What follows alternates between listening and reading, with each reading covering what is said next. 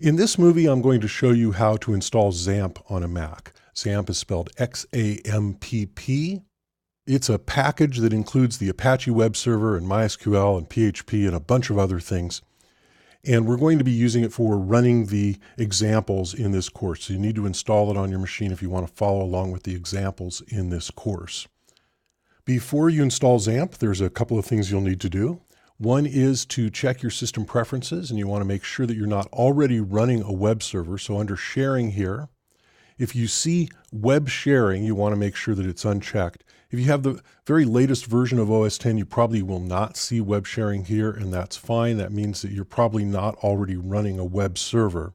But if you're using a version of OS X earlier than 10.8, I believe it is, you might have web sharing here and it might be checked. And that means that Apache is already running on your machine.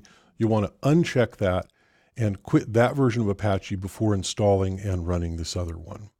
So I'm going to quit System Preferences with Command Q. And next I want to install a text editor. So I'm going to come up here to the App Store and I'm just going to search for Text Wrangler. There it is. Text Wrangler is free. You see it's already installed on this Mac. If it's not already installed on yours, you'll want to just click the free installation button there. It's an excellent text editor. You see it gets great reviews, and we'll be using it in this course. So I'm going to press Command Q to quit the App Store. And now here on the ApacheFriends.org website, this is where you would get XAMPP from. And there's a download button here for Apple. I'm going to ask you, though, to download it from my website instead.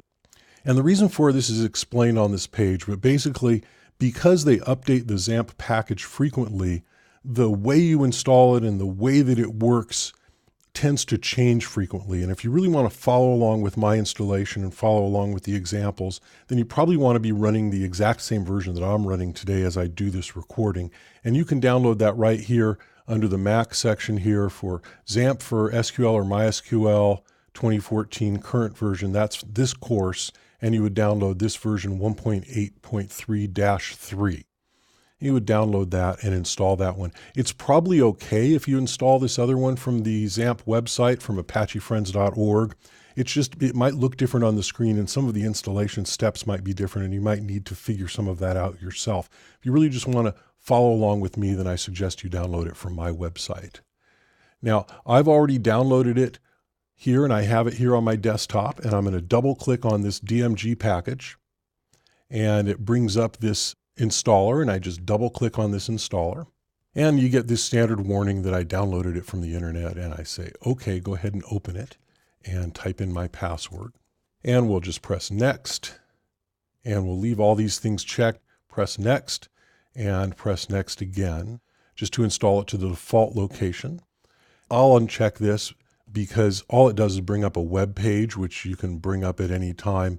Bitnami provides the installer for XAMPP, and they also allow you to install some other packages. If you want information about that, then leave it checked. I'm just unchecking it and pressing next.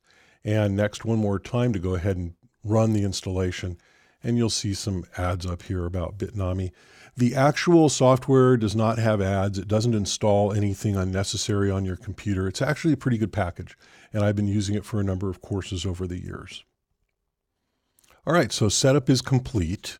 All this Launch XAMPP button does is it starts up Safari, and since I'm not using Safari, I'm not going to leave that checked. So I'm going to click Finish, and I'm going to go ahead and unmount the installer here. Just click on my desktop and press Command N to bring up a new Finder window and go to Applications and XAMPP. And I see here this Manager OS X app. I'm going to drag that down here into my dock. And let's just put it on the other side of Safari there.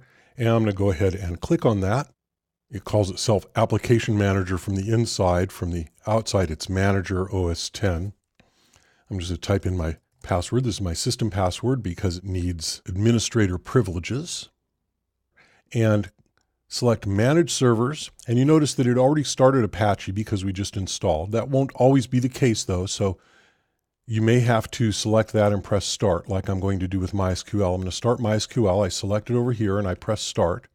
And it says starting for a moment, and then it will say running, and we'll get a little green light here.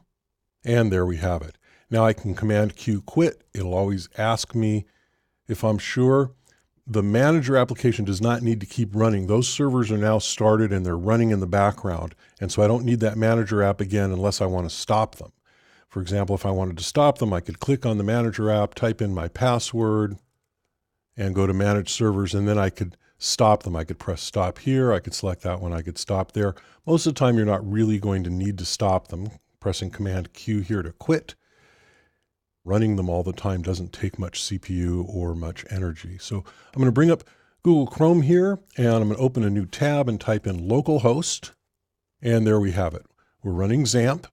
And if I click on English, I can look at the status here. It says MySQL is running, PHP, Perl, all these things. And if I come down here to PHP MyAdmin, it opens it in a new tab here. And we can see that MySQL is running because it's finding all these databases here. And so we have now successfully installed XAMPP. Now, you can use whatever web browser you want. I'm using Google Chrome. There's no reason that you have to do that. You just need to come back up here and open a new tab and type localhost again. Anytime you type localhost, it'll bring you up to this XAMPP page, and you can check the status and documentation and what have you. And PHP MyAdmin is right there, and that's how you get into PHP Admin. So now you've successfully installed XAMPP on your Mac. In the next movie, I'll show you how to set up your MySQL users.